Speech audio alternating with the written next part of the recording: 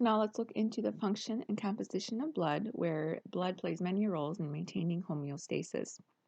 The first, where it transports gases primarily of carbon dioxide and oxygen, nutrients that will be absorbed from the small intestine, from nutrients from our diet, and then waste products that are excreted from cellular metabolism, as well as with carbon dioxide from our as a byproduct. The transport of processed molecules will also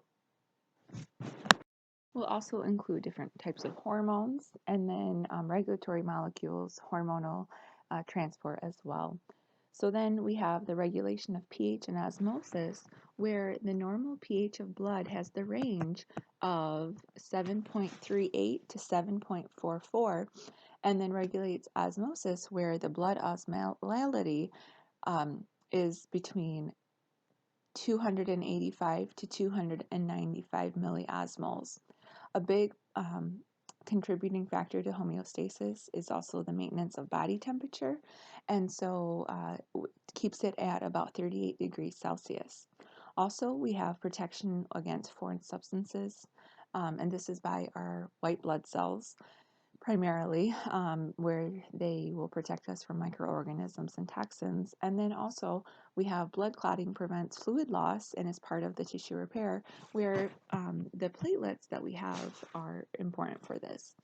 Now, our blood contributes to about 8% of our total body weight, and then it averages about 5 liters.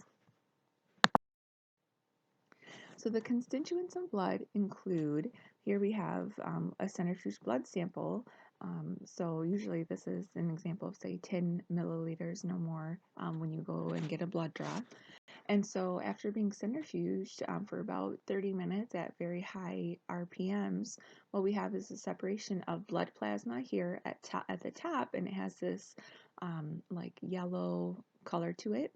And then at the bottom, what we have are the formed elements, and then in between we have this buffy coat, which is very opaque and is very small as the transition between the plasma and the formed elements. So about 55% of the blood constitutes blood plasma, and then about 45% constitutes as the formed elements. And so the formed elements are the red blood cells or erythrocytes, and then less than 1% is made up of this white or this buffy coat, which includes different white blood cells, which we have 5 different types, and we'll get to that later on, and then our platelets as well that are important for the blood clotting. So then the hematocrit is the percentage of red blood cells out of the total blood volume. And so the normal ranges for men typically are about 45%, and for women it's about 42%. So let's look into plasma first. And plasma is the liquid portion of blood, and it contains the organic and inorganic substances. So most of the composition is water, and 93% of it is by weight. And even though it it is mostly water, there's still over 100 different solutes that we find within it. 7% of the plasma by weight is going to be different proteins. And so 3 of the main proteins that we find are albumin, globulins, and fibrinogen. So albumin is going to create the different osmotic pressure to help draw water out from capillaries to maintain blood volume and blood pressure. Globulins are going to be important for immunity, where antibodies are going to be produced. And so we have different types of globulins. We have alpha and beta globulins, and then gamma. And so the alpha and beta globulins are going to transport lipid and fat soluble vitamins as well.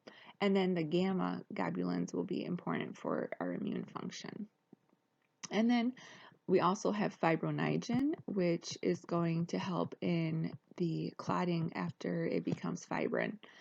And so the serum is termed when we have blood without fibrinogen. So if it has the fibrinogen, it's considered to be plasma, and then serum without the fibrinogen. So other substances that we find are different ions or electrolytes, and these are going to be the inorganic products like sodium, potassium, calcium, magnesium, chlorine. And so these are going to act as buffers and also function in membrane excitability and aid in blood clotting. Nutrients include glucose, amino acids, carbohydrates that will penetrate and be dispersed throughout. Also, vitamins and cholesterol are big ones too. So the waste products will be urea, creatinine from skeletal muscle, and then uric acid and bilirubin, which are a breakdown product of heme.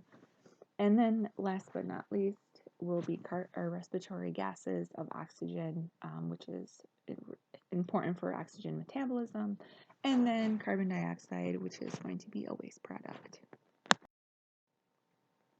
So blood plasma and homeostasis is going, there's a role here where one of the main roles is for maintaining blood pressure. And so when we have a loss of body water, what happens is our plasma becomes highly concentrated, and so this increases the osmolality of our blood. Well, then osmoreceptors are going to be triggered within the hypothalamus, and this is going to cause release of antidiuretic hormone or vasopressin from the posterior pituitary gland if the fluid is lost. And so the effect then is for promotion of water retention within the kidneys.